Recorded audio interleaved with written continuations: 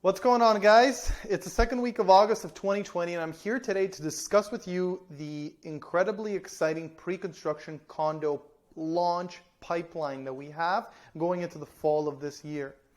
This hasn't been the case for years, but finally we have a substantial number of pre-construction projects that are coming to the market that is giving you options. Finally, the power is back in your hands. If you are a pre-construction buyer, you can finally have the project of your choice in the location of your choice at the right price, and that completes in a timeline that works for you. Before I give you a list of all the exciting projects that are hitting the market over the next couple of months, let's look and answer the main question as to why you should even be considering buying pre-construction right now, given where we are in the current state of the market.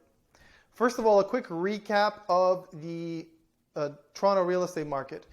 July of 2020 saw the highest transaction volume, third highest transaction volume ever recorded in the TREB system. $10.5 billion of real estate was transacted. The only other months that are higher were all in the crazy year of 2017. Now, why are you turning to pre-construction at this time? If you're a condo investor, there's no doubt that there are some options available in resale that are quite compelling. Why are you considering pre-construction? Well, I'm going to give you one main reason. And the evidence is actually presented in the Toronto rental market. Your answer is found in the Toronto rental market. Right now, there are 8,125 rental units, so units that are listed for lease on the Toronto real estate, on the TREB system, on the MLS system. This is nearly double the average that we've observed over the past number of years. Typically, we should be sitting at about 4,000 rental units, but we're sitting at 8,100. So this has obviously led to a significant softening of the rental prices. Over the past 3 to 4 months, we've seen month-over-month rent decline. And in addition to that, we have evictions that are coming. So the courts just recently reopened, and there will be evictions that are going to happen that will only add inventory to the rental market. So this is the main reason why you're turning to the pre-construction market right now, because of the lack of confidence in the rental market at this time. You buy pre-construction that finishes in 3 to 4 years, the rental market and the Toronto real estate market is in a completely different place. The picture's totally different in 3 to 4 years. Now, what unit type should you be looking at? Since now you finally have options, you could secure a unit of your choice. What unit types should you be focusing on? Well, again, I'm going to turn to the current rental market to give you the answer. If you're a condo investor, out of the 4 unit types, studio, 1 bedroom plus den, 2 bedroom, guess which unit saw greatest year-over-year rent decline? Believe it or not, it's actually studio. Studios, which happen to be the cheapest unit type, normally you'd think 2 bedroom, right? Just because it's expensive. Well, no. Studios actually saw nearly a 10% year-over-year rent decline compared to the rest of the unit types, 1 bedroom, 1 plus den, and 2, which are at 5% only. So if you're looking at pre-construction, you're looking to buy a unit, look at 1 bedrooms, 1 plus den, and 2s.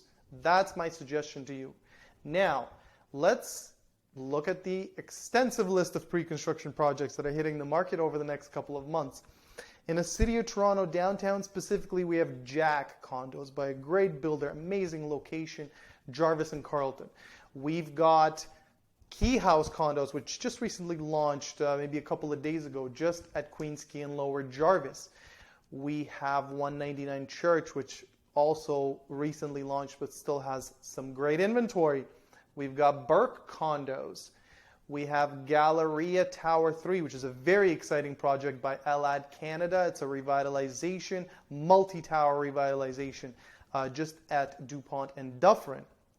We've got Queen and Ashbridge, which is obviously in the East End, close to the beaches area. Very exciting project. Reina condos on the Queensway and Islington.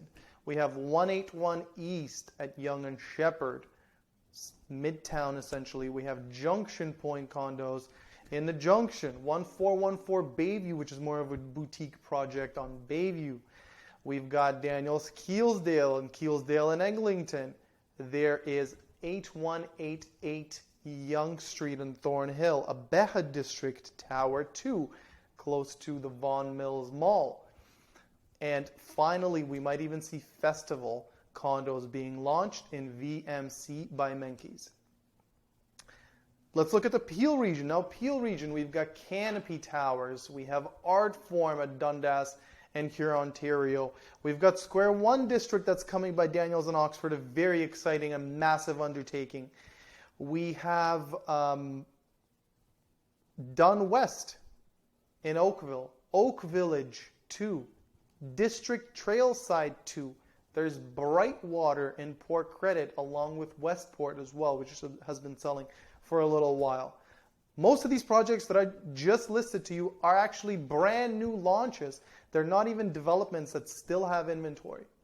Needless to say, there are options out there. And if I am in your shoes and I'm looking to invest into pre-construction, I would be confused. How do you make the right decision? There's going to be tons of emails hitting your inbox. How do you make the right choice? Well, I use these 4 criteria to assess every project. The most important to me as a pre-construction investor will always be price. I will truly buy anywhere if the price is right, whether that's Barrie, Pickering, Oshawa, Ajax, downtown Toronto, midtown Toronto. If you show me a project that is priced right and fits my timeline, I am signing. My name's going on the deal if the price is right. Second criteria I'm going to use is location. Location is obviously very important. You want to make sure that you're buying at a project, especially right now with all these options. You want to be buying a project that is close to a major transit node, Eglinton LRT, Huron, Ontario LRT, TTC, or the GO train. Criteria number 3 is I am looking right now at master planned communities. Communities that offer value not just because a builder is putting a standalone tower, but because a developer is taking a large, underused piece of land and redeveloping it entirely, bringing in components such as retail, commercial, residential, and changing the entire landscape, reputation of that neighborhood. So come a resale, not only are you taking advantage of the appreciation, but the overall sentiment, change of sentiment, overall feel of the community and increased appeal of that community. Finally, criteria number 4 is going to be ROI. ROI to me relates directly to the deposit structure. I want to be looking at projects that have the lowest deposit structure. If I have $100,000 to commit to investing in pre-construction, why would I commit the entire sum of money into one pre-construction project when I can buy, for example, 2 units with 10% deposit and experience an even greater return on my investment? So deposit structure is going to be very important. Needless to say, the fall is going to be very exciting in the Toronto real estate market and the pre-construction market specifically. Reach out to me if any of the projects that I mentioned in this video stand out to you, and I'm happy to find the right project for you at the right price